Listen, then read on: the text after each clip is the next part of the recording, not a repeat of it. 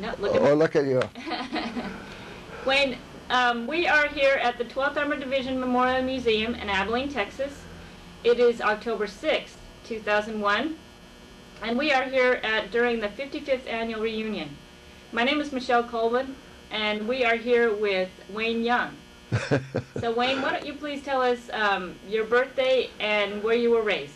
Oh, I'm a Wisconsin boy. And I was born August 13th, 1921. I just celebrated my 80th birthday. And our sons came up and we had a party. And, Good. Mm-hmm. So tell me about your parents. What did they do? Well, I was from a Depression family. My dad was unemployed, and we lived in an old schoolhouse in Spring Green, Wisconsin. My grandmother lived next door, and my dad was unemployed, and I think it was something like 40% unemployment in the United States. And my dad got a phone call down at the village hall, and it was the REA program that President Roosevelt had introduced. And he finally went to work. And my older brother also went to work, and they put up power lines in 5 different Wisconsin counties. And there's a historical marker by one of the homes in one of the counties, the first farm home to have electricity in the whole state. But it was in the 30s, and things weren't like they are today. They talk about recession and unemployment today. It's nothing compared to what it was then. It was much more serious problem. But there was always that feeling of the war. We had a feeling. But there was an awful lot of isolationist people. In fact, President Roosevelt went on radio and said that he'd never send the boys overseas. Then the attack at Pearl Harbor, and that changed everything. Where were you when? We all went to work. I was 21, and when I went into the service, and I was working at a grocery store as a helper, not as a manager. I was only, but I had a job, 22 cents an hour, by the way, $4 a week. But movies were only 10 cents. You could buy a hamburger for a nickel, so it went quite a ways. So, how did you enter the service? Well, a friend of mine wanted to go in. We were going to be drafted anyway. But Roland said to me, let's enlist together. So we did. We went to Milwaukee and we enlisted. Then we went to Fort Sheridan. This was October 17th, just about this time of the year. And we went to Fort Sheridan, Illinois. Then to Camp Campbell, Kentucky, which was the 12th Armored Division being formed. And we went down from Fort Sheridan on a train in civilian clothing. And then when we got to Camp Campbell, we were issued clothing, shoes, and all the necessary things that the Army provided. So when did you hit Camp Barkley? Oh, Camp Barkley. Let's see. It was 1943. I think it was in April of '43, something like that. We spent all of '43 then on maneuvers and part of '44. Then in September or August '44, we got on a troop train here in Abilene, and we had to pull the shades down. And if the train stopped, lieutenants got out, so none of us could go out of the train. See, none of us would have anyway. But I remember this one, he kept looking up and down, and then if on our way to New York State, where we were going to embark on a trip to Europe, we had a siding where they had pulled in at night between freight cars, so people going by couldn't even see it was a troop train. And we got to Camp Shanks, New York, and that's where we prepared to go overseas. And I remember they fed us steaks and steaks and steaks to keep us happy. Steaks for breakfast. And I got one trip into New York City. I remember crossing the Brooklyn Bridge and getting down to Times Square. I imagine it's much different today, but I can remember the ribbon going around one of the big high buildings telling us about the progress of the war in Europe.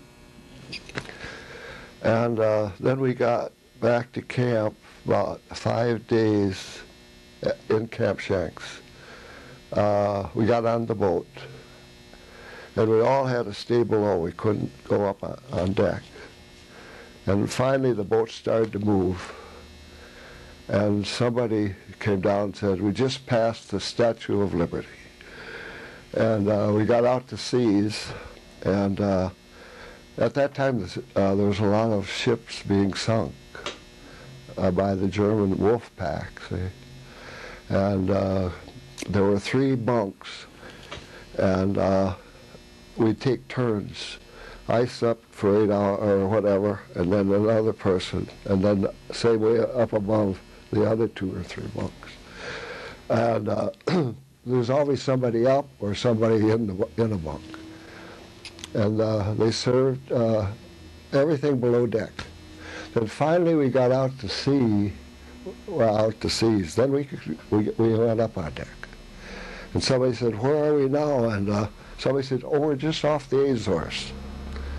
That's near Spain."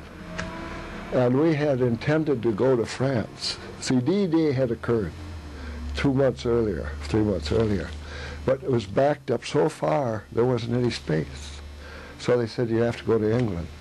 So everybody knew now that they had changed the plans and that we were going to go to England. We went into Southampton, England, and then we took a train over to what they call Tidsworth Barracks.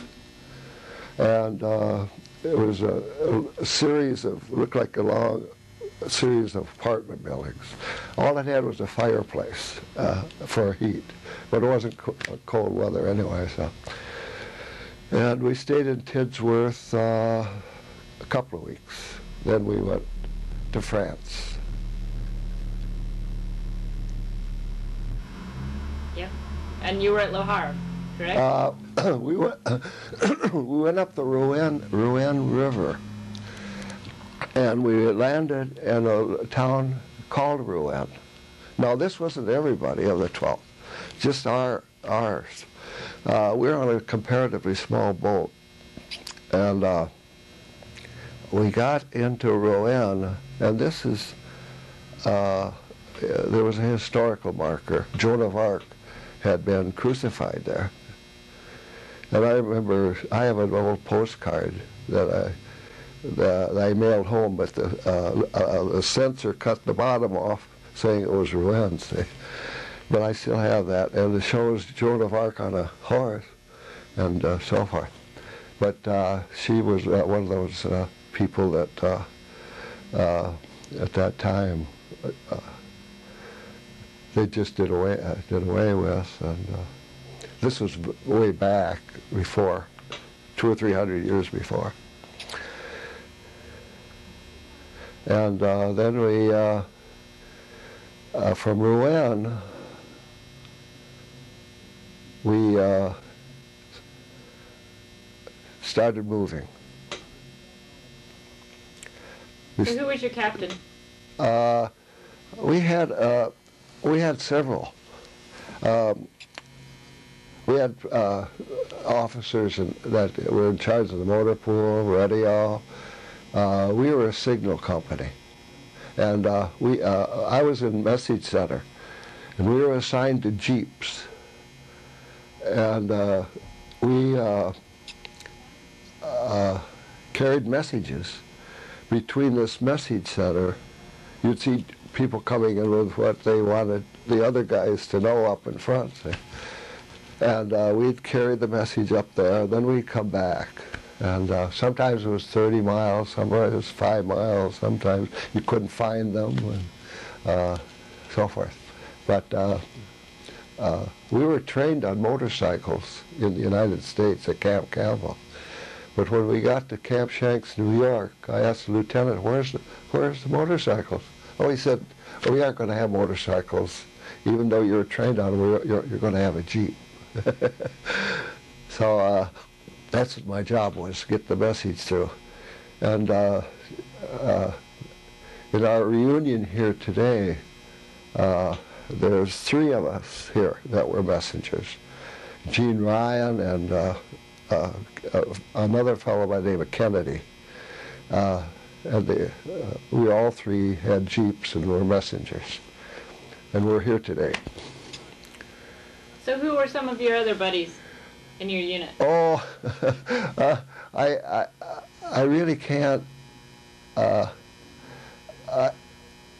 What happened was, with a signal company, you don't stay together like you do with an infantry company or a tank company. You go to different units, see. As radio operators would go with a tank company and so forth. See. So out of the 380 people, there was probably only 15 in message center where I was. See. The rest were scattered all through the other companies. And there's 12,000 people, 12,000 soldiers in an armored division like the 12th. 12,000. Now our company had 380.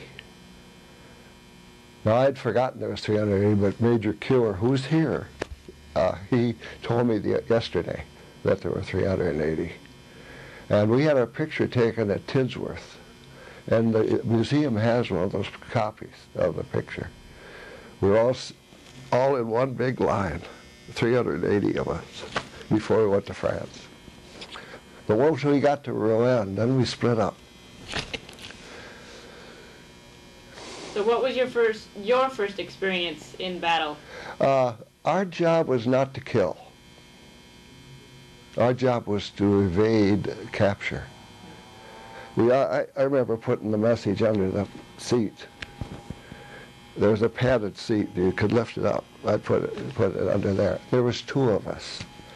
2 of us that one was in case you got hit or ill, or you had a co-pilot, you know, like, and I'd get tired and he'd get tired. Sometimes it would get dark, and we'd sit sleeping up in the Jeep. We didn't go to a motel.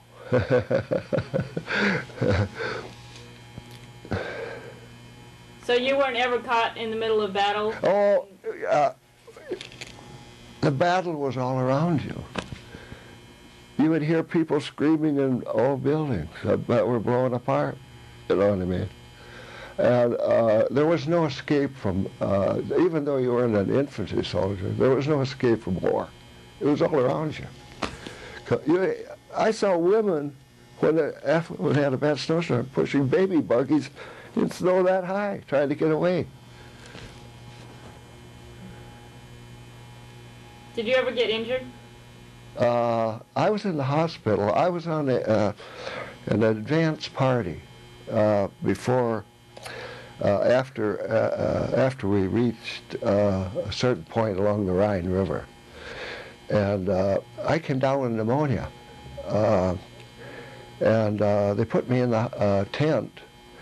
And there were 3 wounded German soldiers in the tent. And I remember this guy saying, we better take care of him, get him out of here. So they put me in a hospital in Maastricht, Germany, or Holland, Maastricht, Holland. And I was there about a week, and then I felt great. So then the Battle of the Bulge started, right about that time. And they put us all in ambulances. It took us down almost to Paris, Fontainebleau, and replacement depot. And I spent about a week there, and then I went back to the signal company. But as far as shrapnel, sometimes you'd hear hitting buildings nearby. But I was never wounded, thankfully. Thankfully, I wasn't. Yeah. But I had what they call trench foot too, and I went all those months, maybe I think it was about 6 weeks, without taking my shoes off. And what it is, it scabs in between your toes and it's swelling. So what I did, even though the cold weather, I'd take my shoes off. And they had when I got to the company, they had a capsule they dropped in water and made me soak my feet. And eventually it healed. But there were several messengers that had bad accidents. It wasn't an easy job, even though you weren't a frontline soldier, you know. And I always felt if I ever bumped into these guys, what would I do? I always thought, you know. And they weren't too far away. You could hear them talking sometimes. You could hear them talking in German. So did you ever have any association with the French civilians? Oh yeah, I love the French. I love Paris. It was a wonderful city, even during that bad times, and even the little villages around. And I got a lot of postcards and of the different areas, and not a lot, but a few. And but I didn't get to Paris until after the war. And but the French people, I thought they were great. They put up with an awful lot. They were divided, you know. Yeah. One was Free France and one was Vichy France. So did you have any association with any of the concentration camps? We were going down the highway, and Trenholm and I, another soldier, driver, and we came across one. But an infantry company was already there. But they had these guards lined up, German guards, and they had I didn't go too far in. The stench was so bad. And bodies piled as high as that desk. And but that was one. It was at Landsberg where Hitler wrote Mein Kampf. He was in the prison there, and he wrote the book Mein Kampf. And that's where where I first. There were others. There were many. There may have been 100. But this was the only one I saw, Landsberg. And that's where Hitler had written his book, Mein Kampf.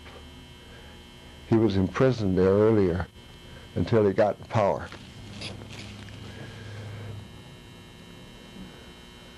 So where were you when they announced that the war was over? That was May 5th. And we were going down the highway. And here comes a Jeep with 2 white flags. And it's the mayor of a community. And he gets out of this car, and in the back seat was a girl. So I knew the chances are he was okay, you know. And Trenholm says, "What is it?" "I am the Bürgermeister. I am the mayor of the community. We wish to surrender to the American soldiers." So we talked it over and we said, well, Mayor, we really can't handle this, but there's an infantry company down the road. We'll wait till they get here. So pretty soon this half-track came and the guys got out and they took over. But here we had a chance of accepting the surrender of a whole town. And I often wondered how large it was, but most of these communities had people who were refugees, Polish, Russian, and all kinds of different nationalities, and sleeping in churches, on the lawns. He said to me, all German soldiers have left. All guns are in the church. But we got a write-up in the paper on that one. That our headquarters printed a 2-page sheet, and they told all about it. I still have a copy. But the mayor, he wanted to make sure the Americans got in, because the Russians were coming, but they were further north. And I think what he wanted was he thought he'd be better. The people would be better treated under American occupation, say. And it was eventually. It was eventually occupied by Americans. Did you have to work in the Army of Occupation? I got transferred to an infantry company from the 12th, because war was still on with Japan, and we were going to go, but there was another series of backups there, and this was in August, or in August, and they dropped the bomb on Nagasaki and Hiroshima, and we had to get out of the boat, and they said, anybody want to go on furlough? The war is over, So I went on furlough to England, and then I came back, and they were still there, and they said, would you like to go again, Wayne? I said, yeah, I'll go. So I went to Scotland. So I had 2 furloughs in a row. Then I came back, and by that time, things had, we started everybody started going back to the United States. So what was it like coming back to the States? Well, I tell you, when you're that young, and you have had these kind of experiences, it seems kind of, everything's so, these people didn't even know there was no war on, There's no buildings blowing apart. People were driving around in their cars that had ration stamps. Everybody looked well fed. And my sister said to me when I got home, I started talking about it, she says, what war? Because people in the United States really didn't suffer as a war country, They lost sons, they lost husbands. We lost 300-some thousand casualties and so forth. And they got bad news in the mail about prisoners of war. Your son is a prisoner of war, or he's been wounded, or he's killed in action. This occurred. But we didn't have these bombing attacks, like they did in Europe. But like New York City just recently. Now that, to me, was reminiscent of things that happened in the 40s, World War II, in Europe. Complete destruction of buildings. So when you look back on the war, how do you feel like your war experience has changed your life? I was too young to be affected. I don't think it gave me a job. You know what I mean? We're a Depression family, and I think a lot of the boys older went into the CCCs, and then later they went into the Army, and the CCC camps were similar, like the Army. They wore uniforms and so forth. And but I was too young for the CCCs. But the neighbor boy was old enough. And I remember him coming home on weekends. But when I went into the Army, it was kind of like getting a job, or having something to do. Because there just weren't any jobs, even though I had a job in the grocery store, see, like I mentioned earlier, stocking shelves and things like that. So when did you marry? Bev and I got married June 14th, 1947. And children? We have 3 sons. Paul's with us. And Paul lives in Colorado Springs. And then we have a son living in Madison, and one in Rockford, Illinois. So what did you do once you were out of the service?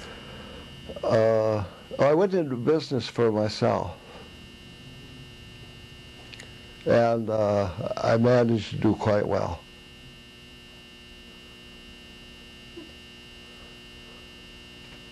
Okay, well, when you think about back to your war experiences, what would you like to leave for the future generations?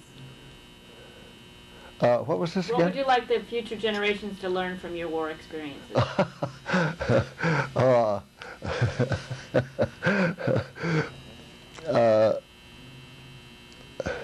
I really can't say. I don't know. I'm sure Grandpa's told them plenty, and Daddy told them plenty, and so on. But I don't know. I never talked about it much as the boys grew up. On occasion, it would come up with. It was kind of a, let's forget it, you know. When did you hear about the 12th Association? Oh, I had a friend by the name of Emsley, who lived in New York. And I got a telephone call from him and said, did you know there's an association of our old 12 members? And I said, no, I didn't. He said, I just sent your membership in. You'll be hearing from us. So then we started going to the conventions and so forth. And we've been to Cleveland, we've been to Louisville, we've been to St. Louis, we've been to San Antonio, we've been to all, but there were, it wasn't, we were later. I think in 1947 or 48, at the Stevens Hotel in Chicago, they had a convention, and I went to that one, and then I didn't go until I heard from Emsley, which is maybe 20 years later. But I've enjoyed the conventions. This one's been a little more hectic and so forth, you know, but. Okay. Well, did you have any other experiences or comments that you wanted to make before we say goodbye? No, I think we've covered it very well. Okay. Well, thank you very much, Wayne. I really appreciate your time. Okay.